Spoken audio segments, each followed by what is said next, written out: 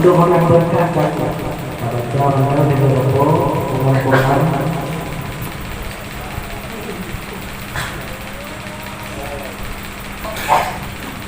أجمعين الفاتحة.